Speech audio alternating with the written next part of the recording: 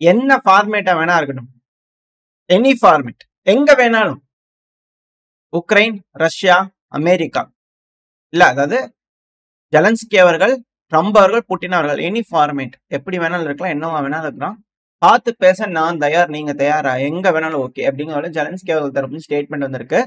அதாவது இவரை பொறுத்த வரைக்கும் அமெரிக்காவையும் இழுத்து ரஷ்யாவையும் இழுத்து உட்கார வச்சு ஹை லெவல் டாக்ஸ், அதாவது ஹை லெவல்ல தான் பேசுவார் ஜெலன்ஸ்கி அவர்கள், லோ லெவலுக்குலாம் வரமாட்டார். ஸோ ஹை லெவல்ல தான் டாக் வேணும் அப்படிங்கிற கேட்கிறாரு. அது மட்டும் இல்லாம நேட்டோக்கு என்னைய கூப்பிடல அப்படின்னா தோல்வி உங்களுக்கு தான், எனக்கு எதுவும் பிரச்சனை இல்லை. நேட்டோ ரஷ்யா முன்னாடி தோத்துருச்சு, புட்டின் அவர்கள் முன்னாடி மண்டிட்டு வணங்கிடுச்சுன்னு அர்த்தம். இப்ப என்ன கூப்பிட்டுட்டீங்கன்னா நீங்க பரவாயில்ல தப்பிச்சிட்டீங்க, இல்லைன்னா நேட்டோவே மண்டிட்டுருச்சுன்னு அர்த்தம் ரஷ்யா முன்னாடி.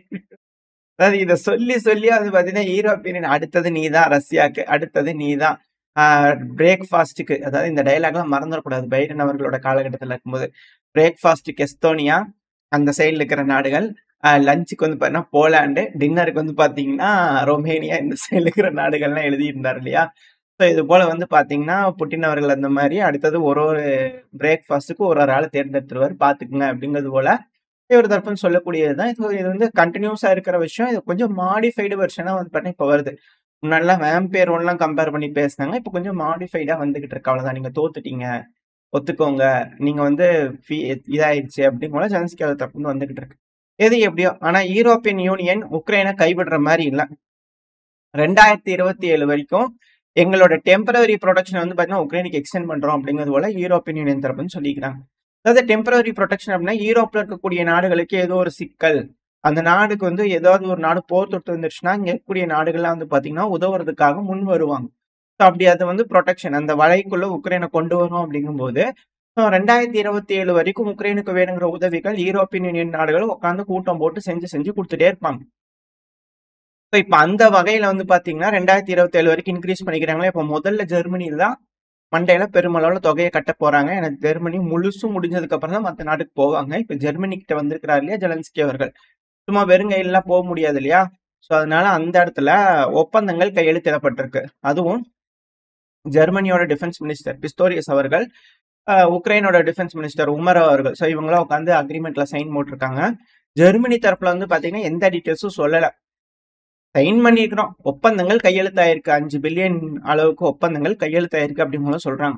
ஆனா உக்ரைன் சும்மா இருப்பாங்களா? உக்ரைனோட டிஃபென்ஸ் மினிஸ்டரான ருஸ்டம் உமர் அவர்கள் வந்து எல்லாத்தையும் ஓரளவுக்கு சொல்லியிருக்கிறார். என்ன அப்படின்னா 2 பில்லியன் யூரோ அளவுக்கான எய்டுகள் வந்து பாத்தீங்கன்னா கொடுக்கப்படும். இதனால உக்ரைன்ல ஐரிஷ்டி டிஃபென்ஸ் சிஸ்டம், ஏன்னா அங்க சுட்டு இங்க கொண்டு போய் வைக்கிறதுக்குள்ள எல்லாம் சாப்பிட்டுட்டு போயிடுறாங்க ரஷ்யா. ஸோ அதனால என்ன பண்றதுன்னா தோசை சுடுறதுக்கு இங்கேயே அடுப்புங்களில் கொண்டு வந்து வச்சு பார்த்தீங்கன்னா உக்ரைன்லேயே வச்சுட்டாங்க அப்படின்னா ரஷ்யா குண்டை போகிறதுக்கு சௌரியமா இருக்காது வேற.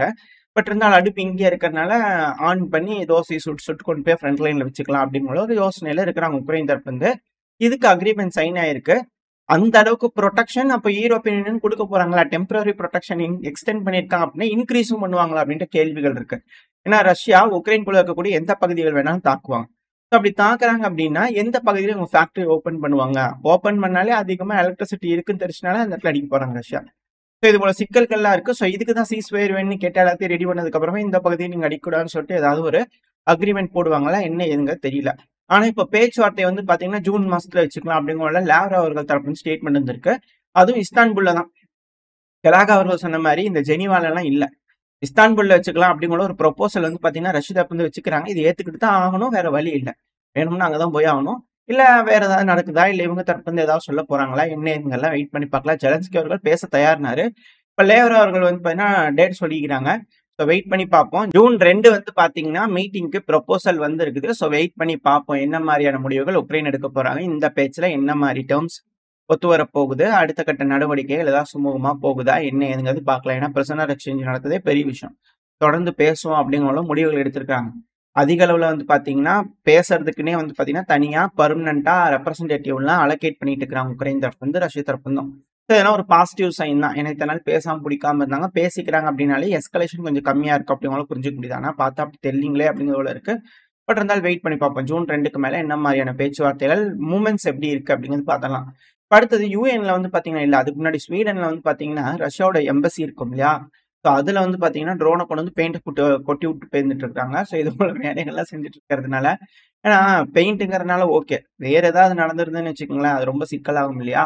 ஸோ இது போல செய்யறதுனால ரஷ்யாவோட எம்பசிஸ் மேலலாம் இது போல தாக்குதல் பண்றதுனால இது தாக்குதல் தான். ஸோ ரஷ்யா வந்து பார்த்தீங்கன்னா, ப்ரொடெஸ்ட் பண்ணிக்கிறாங்க. ஏன்னா இந்த ட்ரோன்கள்ங்கிறது மிக பெரும் தலைவலியா மாறிட்டு இருக்கு அப்படிங்கிறத மாற்று கருத்து இல்ல. ஏன்னா ஆயுதம் கொண்டு வந்து டேமேஜ் பண்ணணும்னு நீட் இல்ல. அது சும்மா வந்து போயிட்டு இருக்கிறவங்க மண்டை மேல விழுந்தாலே அது பெருஞ்சேதத்தை ஏற்படுத்தும். இருக்கனால கொஞ்சம் பார்த்து இந்த ட்ரோன்களை யூஸ் பண்ணணும். அரசாங்கங்கள் என்ன முடிவுகள் எடுத்துட்டு வந்து இதுக்கெல்லாம் எப்படி ரெகுலேஷன் கொண்டு வராங்க அப்படிங்கிறத பார்த்தலாம். அடுத்தது வந்து பார்த்தீங்கன்னா, அ யுஎன்ல வந்து பார்த்தீங்கன்னா சமீபத்தில ஒரு மீட்டிங் நடந்தது. அந்த மீட்டிங்ல ஏஐயோட டெவலப்மெண்ட்ட பத்தி பேசுறதுக்கு, அதாவது சிவிலைசேஷன் இதுக்குன்னு தனியா ஒண்ணு இருக்கு. ஸோ அந்த மீட்டிங்ல வந்து பார்த்தீங்கன்னா பேசும்போது ஏஐயோட வளர்ச்சிய பத்தி எல்லாரும் குற்றச்சாட்டுகள் சொல்லிட்டு இருந்தாங்க. அதுக்கு இந்த ரோபோட்ஸ் இதெல்லாம் வந்து பார்த்தீங்கன்னா குற்றச்சாட்டுகள் சொல்லிட்டு இருந்தாங்க. அதுக்கு அங்க இருக்கக்கூடிய யுஎன் தரப்புலருந்து என்ன ஒரு காரசாரமான பதில்கள் வந்திருக்குன்னா, "இங்க பாருங்க சும்மா ஏஐ வளருது, ரோபோ வளருதுலாம் உட்காந்து புலம்பிட்டு இருக்காதீங்க. மனுஷங்கள என்ன மிஷினா ஆக்கப் போறோம் நாங்க. மனுஷங்களுக்கு உண்ட இம்பார்ட்டன்ஸ்ங்கிறது மனுஷங்களுக்கு இருக்கத்தான் செய்யும். இது வந்து அவங்கள என்ஹான்ஸ் பண்றதுக்கு தான் இது போல விஷயங்கள்லாம் இருக்குதே தவிர, இத முக்கியப்படுத்திட்டு மனுஷங்கள 2வது தரம் படுத்துற மாரிலான முடிவுகள்லாம் யாருக்கும் கிடையாது. ஆனா சித்த கம்முன்னு இருங்க." அப்படிங்கிறது போல அவங்க தரப்புலருந்து வந்து பார்த்தீங்கன்னா, காரசாரமான பதில் வந்திருக்கு. ஆனா போகக்கூடிய விஷயங்கள்லாம் பார்த்தா அப்படி தெரியல. இந்த ஏஐ கிட்ட என்ன கேட்டீங்கனாலும் அதுக்கு ஏத்த மாரியான பதில் வருது. அதுவும் பழகிக்கிட்டு இருக்கு. அ நம்மள ஒதுக்கி வச்சுட்டு அதுக்கப்புறம் அதுங்க ஒரு ஸ்டெப் முன்னாடி வந்துருமா? அப்படிங்கிற யோசனைகள்லாம் இருக்கு. வேலைகள் எல்லாத்துக்குமே சொல்ல வரேன். எல்லாமே. அதனால இந்த ஏஐக்கு அரசாங்கங்கள்ல ஏதாவது ரெஸ்ட்ரிக்ஷன் கொண்டு வந்து மானிட்டர் பண்ணாங்கன்னா பரவால்ல. இல்லன்னா ஏஐங்கிறது அபரிவிதமா வளர்ந்துரும் அப்படிங்கிற மாற்று கருத்து இல்ல. அடுத்தது அப்படியே இந்த மிடில் ஈஸ்ட்க்கு வந்துட்டோம் அப்படின்னா, மிடில் ஈஸ்ட்ல விட்டாஃப் அவர்கள் தான் ஸ்பெஷல் என்வாயா அப்பாயிண்ட் பண்ணப்பட்டிருக்கிறாரு. ரஷ்யாக்குமே அவர் நல்ல வேலை செய்றாரு. பட் ஆனா அப்பாயிண்ட் பண்ணப்பட்டது மிடில் ஈஸ்ட்க்கு தான். ஸோ இப்ப இவர் மிடில் ஈஸ்ட்ல வந்து பார்த்தீங்கன்னா, ரொம்ப அதிக அளவுல நம்புறாராம். காசால வந்து பார்த்தீங்கன்னா, திரும்பவும் ஒரு டீல் குளோஸ் ஆயிரும். அது பாசிட்டிவா குளோஸ் ஆயிரும் அப்படிங்கிற ஒரு எதிர்பார்ப்புகள் இவர்கிட்ட இருக்கு. ஆல்ரெடி வச்ச டீல ஒத்துக்கிட்டாங்க, இல்ல அப்படின்ற குளறுபடிகள் பலது இருந்தாலும், திரும்பவும் தாக்குதல்கள் நடந்துகிட்டே இருக்கு. உயிரிழப்புகள் அப்படிங்கிறது இன்கிரீஸ் ஆகிக்கிட்டே தான் இருக்கு. ஏதோ இந்த தடவ பேச்சுவார்த்தையில சுமூகமா முடிஞ்சிருச்சுன்னா பரவால்ல. அப்படி இல்லன்னா, ரொம்ப ரொம்ப சிக்கலாயிரும். அதுல வேற எந்த ஒரு மாற்று கருத்து இல்ல. அடுத்தது வந்து பார்த்தீங்கன்னா, ஈரான். ஈரான இஸ்ரேல் ஸ்ட்ரைக் பண்ணிட்டாங்க அப்படின்னா, அது அபரிவிதமான விஷயங்கள்லாம் ஏற்படுத்தி விட்டுரும். இப்போதைக்கு அது சரியான நேரம் கிடையாது. தேவையில்லாத வேலைகள் செய்ய வேண்டாம். அதுவும் டீல் க்ளோஸ் ஆக கடக்க இந்த டைம்ல வந்து எசகு புஸ்கா எதுவும் செஞ்சிராதீங்க இஸ்ரேல் அப்படிங்கிறது போல ட்ரம்ப் அவர்கள் தரப்புலருந்து காட்டமான விஷயங்கள் வருது. ஆனா இவரு சொல்றாரு அப்படின்னா, "என்ன இன்னும் அடிக்கலையா?" அப்படிங்கிற போல கேட்கிற மாரியும் சிலர் பார்க்கிறதா சொல்லப்பட்டு வருது. ஸோ வெயிட் பண்ணி பார்ப்போம். இஸ்ரேல் என்ன மாரியான முடிவுகள் எடுக்க போறாங்க? சிரியா, லெபனான் இந்த ஏரியால மட்டும் தான் அடிக்க போறாங்களா? இல்ல அ யமன் ஹவுதீஸ் இங்க தான் அடிக்க போறாங்களா? இல்ல இது எல்லாத்தையும் தாண்டி ஈரான் மேலயும் தாக்குதல் பண்ணுவாங்களா? அப்படின்ற அச்சங்கள், பதட்டங்கள் வருது. ஒரு வேளை இது நடந்துடுச்சு அப்படின்னா, மிக பெருமளவுல எஸ்கலேஷன் இந்த மிடில் ஈஸ்ட்ல இருக்கும் அப்படிங்கிற மாற்று கருத்து இல்ல. வெயிட் பண்ணி பார்ப்போம். என்ன மாரியான முடிவுகள் உலக நாடுகள் எடுக்க போறாங்கன்னு. ஓரளவுக்கான தகவல்கள் இந்த பதிவுல பார்த்துருப்போம்னு நினைக்கிறேன். இதோட இந்த பதிவு நான் முடிச்சுக்கலாம். இந்த பதிவு எப்படி இருந்துச்சு உங்களுக்கு பிடிச்சிருக்கா? பிடிச்சுனா லைக் பண்ணிட்டு, உங்க ஃப்ரெண்ட்ஸ் அண்ட் ஃபேமிலியோட ஷேர் பண்ணிக்கோங்க. அது கூடவே மறக்காம இந்த பதிவு பத்தின உங்களோட கருத்துக்கள கமெண்ட் செக்ஷன்ல சொல்லுங்க. இந்த பதிவு நல்லா இருக்கும்னு நம்பிக்கையில அடுத்த பதிவுல உங்கள சந்திக்கிறேன். அது வரைக்கும் ஸ்டே சேஃப். பை.